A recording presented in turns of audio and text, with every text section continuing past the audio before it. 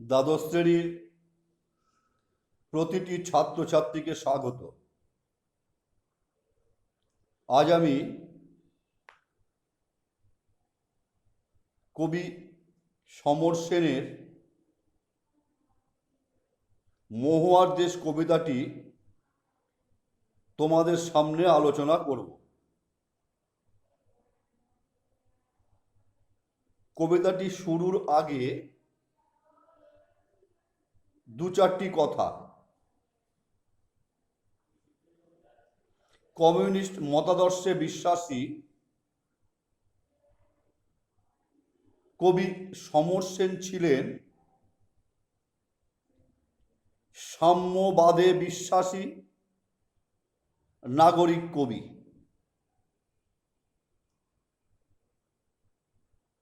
তার কবিতায় রোমান্টিকতা বর্জিত নাগরিকতার রূঢ় বাস্তব রূপটি ফুটে উঠেছে।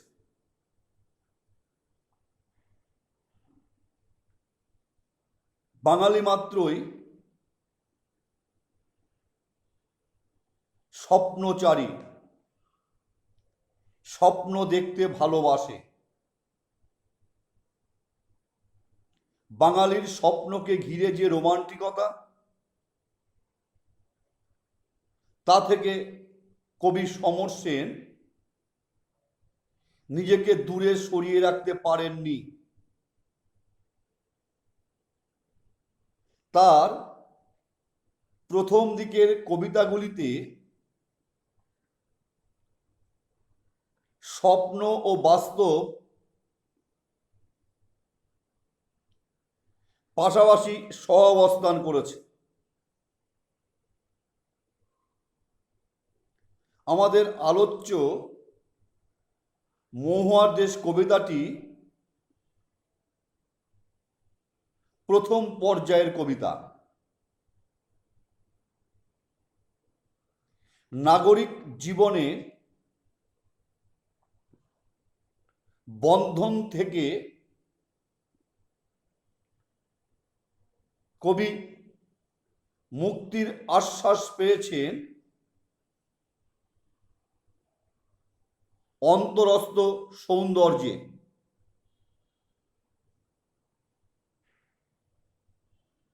আর তার টানেই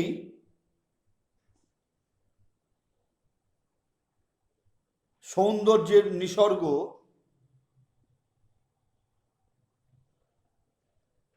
তার মেঘমদির মহুয়ার দেশ।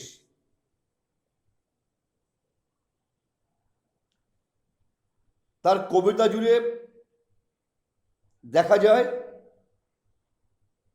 রোমান্টিকতা বর্জিত নাগরিক বা নাগরিকতার রূঢ় বাস্তবতা।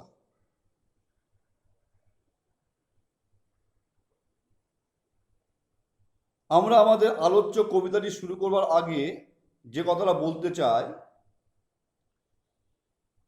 আলোচ্য মহুয়ার দেশ কবিতাটি তার কয়েকটি কবিতা কাব্যগ্রন্থ থেকে নেওয়া হয়েছে।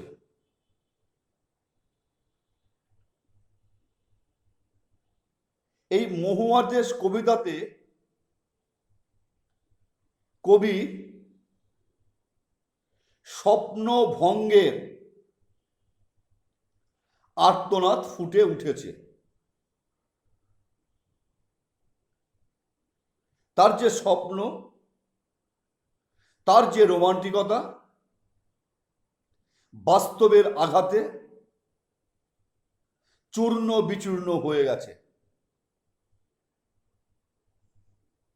এবার কবিতাটি আমি তোমাদের সামনে তুলে ধরছি।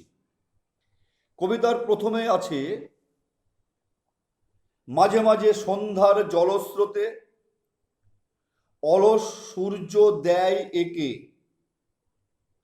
গলিত সোনার মতো উজ্জ্বল আলোর স্তম্ভ, আর আগুন লাগে জলের অন্ধকারে ধূসর ফেনায়। কবিতাটি শুরু হয়েছে অতি পরিচিত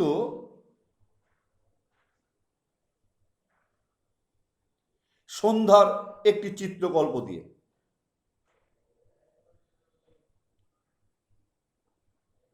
সন্ধ্যার কালীন বা সন্ধ্যার এক ছবি তিনি আমাদের সামনে তুলে ধরেছেন, চিত্রকল্প তুলে ধরেছেন। সূর্য ডুবছে, সন্ধ্যা ঘনিয়ে এসছে, সেই সন্ধ্যার ছবি বা সূর্যাস্ত সমকালীন সন্ধ্যার একটি চিত্রকল্প তিনি ফুটিয়ে তুলেছেন। সূর্যাস্ত সমকালীন, সূর্যাস্ত, সূর্যের অস্ত চলে যাচ্ছে, ঠিক সেই সময়ে সন্ধ্যার এক চিত্রকল্প তিনি ফুটিয়ে তুলেছেন। সেই সময় সন্ধ্যার পরিবেশটা কেমন তিনি তা ফুটিয়ে তুলেছেন। এই ফুটিয়ে তুলতে গিয়ে তিনি বলেছেন, সন্ধ্যার জলস্রোতে মাঝে মাঝে সূর্যের রূপ দেখা যায়। বলছে অলস সূর্য, সূর্যকে অলস বলা হচ্ছে কেন? অস্তগামী সূর্যের তেজ, সূর্যের দীপ্তি এখন অনেক শান্ত। দুপুরের সূর্যের যেরকম দীপ্তি বা তেজ থাকে, এখন সূর্যের সেই দীপ্তি বা তেজ নেই। সেই কারণে বলা হচ্ছে অলস সূর্য। তাহলে সন্ধ্যার জলস্রোতে মাঝে মাঝে সূর্যের রূপ দেখা যায়, যে স্রোত বয়ে চলেছে সেই স্রোতের ওপর সূর্যের আলো পড়েছে। সূর্যটা কেমন, সূর্যের তেজটা কেমন? সূর্য এখন ধীর মন্থর। দুপুরবেলা বা মধ্যাহ্নকালীন সূর্যের যে তেজ, যে রূপ থাকে, যে দীপ্তি থাকে, সেই তেজ বা দীপ্তি এখন আর নেই। তার রশ্মি এখন গলিত সোনার মতো ঝকঝকে প্রভাময়। অর্থাৎ দুপুরবেলা সূর্যের যে তেজ থাকে, সূর্য রশ্মির যে তেজ থাকে, যে দীপ্তি থাকে, সূর্য ডুবছে, বিদায়ী সূর্য, সেই সূর্যের দীপ্তি, সেই সূর্যের রশ্মি এখন ধীর, এখন মন্থর, এখন শান্ত। বিদায়ী সূর্যের মুখ এখন, রশ্মি এখন গলিত সোনা, মানে সোনা গলানোর পর সোনার যে রূপটা হয়, সোনা যেরকম দেখতে হয়, সে গলিত সোনার মতো ঝকঝকে প্রভাময়। তা দিয়ে সূর্য নিপুণ শিল্পীর মতো আঁকছে উজ্জ্বল আলোর স্তম্ভ। জলস্রোতে সূর্যের আলো পড়েছে,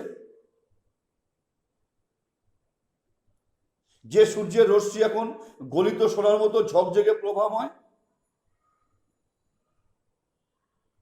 তা দিয়ে সূর্য নিপুণ শিল্পীর মতো আঁকছে উজ্জ্বল আলোর স্তম্ভ।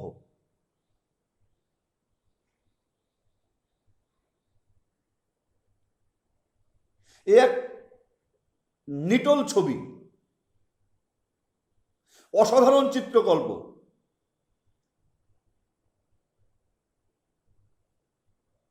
উপমা ব্যবহারের মধ্য দিয়ে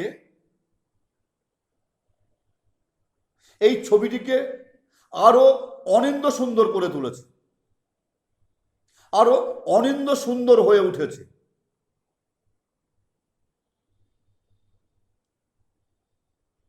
উপমার ব্যবহারে ছবিটি আরো প্রাণোজ্জ্বল হয়ে উঠেছে। বুঝে স্রোতের গতিময় জলের অন্ধকারের ধূসর ফেনায় যেন আগুন লেগেছে। স্রোত বয়ে যাচ্ছে,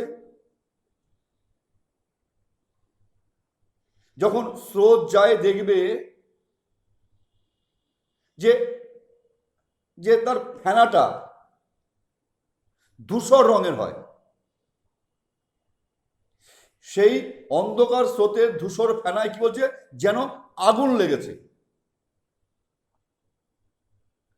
তাহলে এই রকম চিত্রকল্প তিনি রচনা করেছেন, ফুটিয়ে তুলেছেন, এবং উপমা ব্যবহারের মধ্য দিয়ে বর্ণনাটিকে, ছবিটিকে আরো অনিন্দ সুন্দর করে তুলেছেন, বা আরো অনিন্দ সুন্দর হয়ে উঠেছে। চারটি উপমায় তিনি এতে ব্যবহার করেছেন। আমরা পূর্ণপমা বলতে পারি। যেমন কি বলছে, বলছে গলিত সোনার মতো উজ্জ্বল আলোর স্তম্ভ। তোমরা ক্লাস 10-এ পড়ে এসছো, আমি সেই ব্যাখ্যায় যাব না। গলিত সোনা এখানে উপমান, আলোর স্তম্ভ উপমেয়, উজ্জ্বল সাধারণ ধর্ম, মত হচ্ছে তুলনাবাচক শব্দ। তাহলে উপমার চারটি প্রয়োগই এর মধ্যে আছে,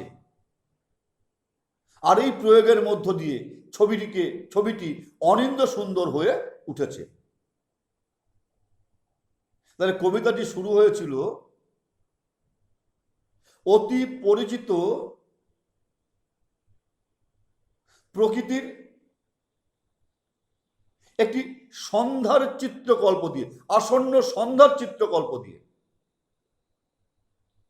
আমরা বলতে পারি সূর্যাস্ত সমকালীন আসন্ন সন্ধ্যার চিত্রকল্প।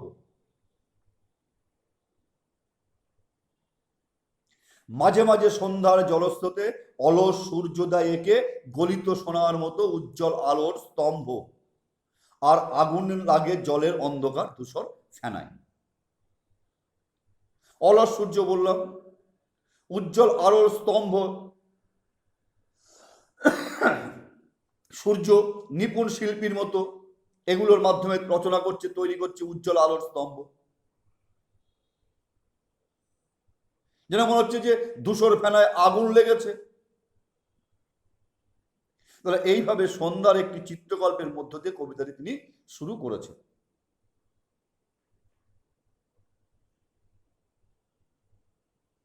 তাহলে সন্ধ্যার, প্রাক সন্ধ্যার এই যে সূর্যাস্তের ছবিটি, আগে কি বললাম, সন্ধ্যার চিত্রকল্প, আর এই প্রাক সন্ধ্যার, সন্ধ্যার আগে, ঠিক আগের সূর্যাস্তের ছবিটি কবির কাছে এক রোমান্টিক স্বপ্ন। এইরকম একটা পরিবেশে কবি রোমান্টিকতায় মজে গেছেন।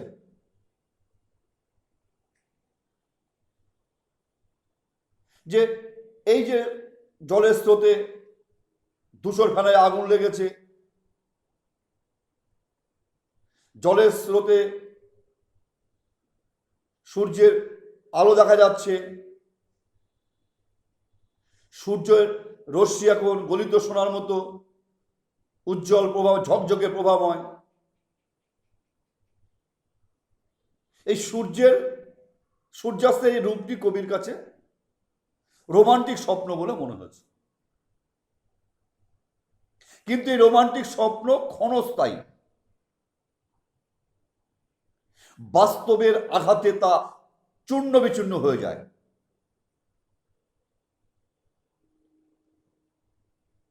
নগর জীবন থেকে, নগর জীবনের ধুলো ধোয়া, নগর জীবনের ধুলো ধোয়া যান্ত্রিকতা থেকে রক্ষা পাওয়ার জন্য, উদ্ধার পাওয়ার জন্য কবি পল্লীর শান্ত পরিবেশ রচনা করেছেন, ভেবে নিয়েছেন, মানস যাত্রা করেছেন। নগর জীবনের ধুলো ধোঁয়া থেকে মুক্তি পাওয়ার জন্য তিনি মানস যাত্রা করেছেন পল্লীর শান্ত পরিবেশে।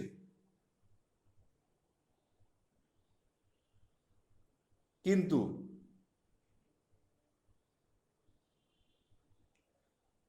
ধোয়ার বঙ্কিম নিঃশ্বাস শীতের দুঃস্বপ্নের মতো, যে স্বপ্নে তিনি বিভোর ছিলেন, যে রোমান্টিক স্বপ্নে তিনি বিভোর ছিলেন, সেই স্বপ্ন তার কাছে দুঃস্বপ্নে পরিণত হয়। শীতের দুঃস্বপ্নের মতো ধোয়ার বঙ্কিম, মানে বাঁকা ধোয়া, বঙ্কিম নিঃশ্বাস অর্থাৎ ধোয়া এঁকে বেঁকে তার ঘরের জায়গা দখল করে নেয়। বাস্তবতার আঘাতে বা রোমান্টিকতার সাথে বাস্তবতার আঘাতে বাস্তব জয়ী হয়। এর মধ্যে কবি একটা উপমা ব্যবহার করেছেন। লক্ষ্য করো তোমরা, শীতের দুঃস্বপ্নের সাথে ধোয়ার বঙ্কিম নিঃশ্বাসের তিনি তুলনা করেছেন, এর উপমা তিনি ব্যবহার করেছেন। তাহলে যে রোমান্টিক স্বপ্ন কবি দেখলেন তা ক্ষণস্থায়ী।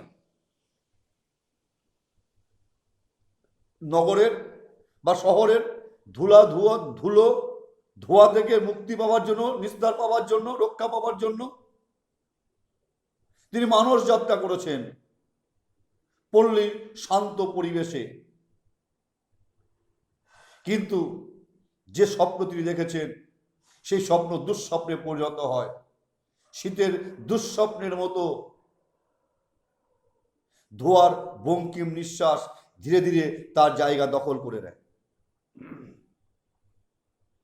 রোমান্টিকতার সঙ্গে বাস্তবতার লড়াইয়ে বাস্তব জয়ী হয়। এর মধ্যেও তিনি একটা সুন্দর উপমা ব্যবহার করেছেন।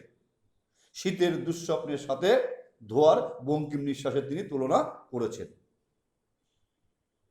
কি বলো, সেই উজ্জ্বল স্তব্ধতায় ধোয়ার বঙ্কিম নিঃশ্বাস ঘুরে ফিরে ঘরে আসে শীতের দুঃস্বপ্নের মতো। তারপরে কি বলছে, অনেক অনেক দূরে আছে মেঘ নদীর মহুয়ার দেশ, সমস্তক্ষণ সেখানে পথের দুধারে ছায়া ফেলে। কবির স্বপ্নের মেঘ নদীর মহুয়ার দেশ তার বাসভূমি বা তার বাসস্থান কলকাতা থেকে অনেক অনেক অনেক অনেক অনেক দূরে অবস্থিত। সেখানে পথের দুধারে সারিবদ্ধ দেবদারু গাছ,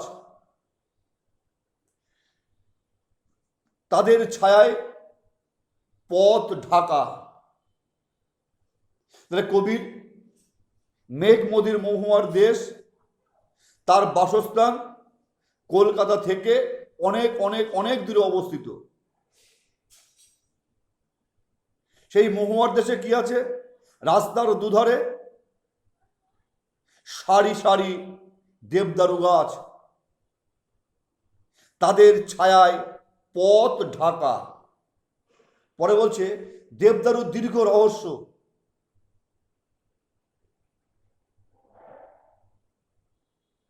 নগরের পঙ্কিল কদর্য জীবনে হাঁপিয়ে ওঠা, ব্যথা জর্জরিত কবির স্বপ্নের মহুয়ার দেশও যেন মনে হয় রহস্যময়। কবির মেঘমদির মহুয়ার দেশে ছায়াচ্ছন্ন পরিবেশ, প্রকৃতিও যেন মনে হয় রহস্যময়। ওই দেবদারু দীর্ঘ রহস্য, যে দেবদারু গাছের ছায়া, সে ছায়াচ্ছন্ন পরিবেশও যেন তার কাছে মনে হয় রহস্যময়। আর দূর সমুদ্রের দীর্ঘশ্বাস রাতের নির্জন নিঃসঙ্গতাকে আলোড়িত করে। সেখানেও কবি ব্যথা জর্জরিত হৃদয়ের প্রতিধ্বনি শোনেন সমুদ্রের দীর্ঘশ্বাসের প্রতীকে। বলছে রাত্রে নির্জন নিঃসঙ্গতাকে আলোড়িত করে। সেখানে রাত্রি নির্জন, সঙ্গীহীন, সেই নির্জন সঙ্গীহীন কবির নিঃসঙ্গতাকে সমুদ্রের গর্জন কি করে? সমুদ্রের গর্জন তাকে আলোড়িত করে। রাত্রের নির্জন নিঃসঙ্গতাকে আলোড়িত করে দূর সমুদ্রের দীর্ঘশ্বাসে। কবির যে মানস যাত্রা, মেঘমদির মহুয়ার দেশ, যেখানে সারি সারি দেবদারু গাছ, দেবদারু গাছের ছায়ায় পথ ঢাকা। কবি একটা চিত্রকল্প তৈরি করেছেন। এটাও একটা চিত্রকল্প, কিন্তু তা ক্ষণস্থায়ী। ক্ষণস্থায়ী তার স্বপ্ন ভঙ্গ হয়। সেখানেও তিনি তার ব্যথিত হৃদয়ের প্রতিধ্বনি শোনেন সমুদ্রের দীর্ঘশ্বাসের প্রতীকে। অর্থাৎ সেখানেও সমুদ্রের গর্জন কবির নিঃসঙ্গতাকে, নির্জন নিঃসঙ্গতাকে আলোড়িত করছে। সেখানকার রাত্রি নির্জন, সঙ্গীহীন, কিন্তু সেই নির্জন, সেই নিঃসঙ্গতাকেও সমুদ্রের দীর্ঘশ্বাস আলোড়িত করছে, তার স্বপ্ন ভেঙে দিচ্ছে। কবি চেয়েছিলেন নগর জীবন থেকে মুক্তি পেতে। কবি চেয়েছিলেন প্রকৃতির কোলে নগর জীবনের মুক্তির স্বাদ, কিন্তু তার স্বপ্ন অধরা থেকে যায়। সেই স্বপ্নও তার ভঙ্গ হয়। সেখানেও সমুদ্রের দীর্ঘশ্বাস, সমুদ্রের গর্জন তার নির্জন নিঃসঙ্গতাকে নাড়িয়ে দেয়। তিনি যে প্রকৃতির কোলে নগর জীবন থেকে মুক্তির শান্তি পেতে চেয়েছিলেন, তাও অধরা থেকে যায়। কবির স্বপ্ন ভঙ্গ হয়। আমি এই পর্যন্ত বললাম। আগামী দিন বাদবাকিটা তোমাদেরকে পড়াবো। বাদবাকিটা সহ কবিতাটি আবার তোমাদেরকে আমি পড়াবো। তাহলে কবিতাটি শুরু হয়েছিল সন্ধ্যার চিত্রকল্প দিয়ে। তারপরে সন্ধ্যার চিত্রকল্প সৃষ্টিতে যে সূর্যাস্ত, বিদায়ী সূর্য, সেই বিদায়ী সূর্য কবির কাছে মনে হচ্ছে রোমান্টিক স্বপ্ন। সেই স্বপ্ন ভেঙে খান খান হয়ে যায়। আবার তিনি মেঘমদির মহুয়ার দেশের চিত্রকল্প রচনা করলেন, তাও মুহূর্তের মধ্যে ভেঙে খান খান হয়ে যায়। আগেই বলেছি, কবিতাটিতে স্বপ্নভঙ্গের বেদনা ফুটে উঠেছে। কবি নগর জীবন থেকে মুক্তি পেতে চেয়েছেন, কিন্তু তার থেকে গেছে অধরা। তিনি প্রকৃতির কোলে শান্তি খুঁজে পেতে চেয়েছেন, তাই তিনি মানস যাত্রা করেছেন তার মেঘমদির মহুয়ার দেশে। তার বাসস্থান কলকাতা থেকে অনেক অনেক অনেক দূরে অবস্থিত। আগামী দিন পরের অংশটা সহ বাদবাকিটা আমি তোমাদের সামনে বিস্তারিত আলোচনা করব। যদি তোমাদের কোনো অসুবিধা থাকে তোমরা ক্লাসে আমাকে বলবে, আমি নিশ্চয়ই তোমাদের সেটা বলে দেবো। তোমরা ভালো থেকো, সুস্থ থেকো, মন দিয়ে পড়াশোনা করো। আবার দেখা হবে পরের ক্লাসে। ধন্যবাদ।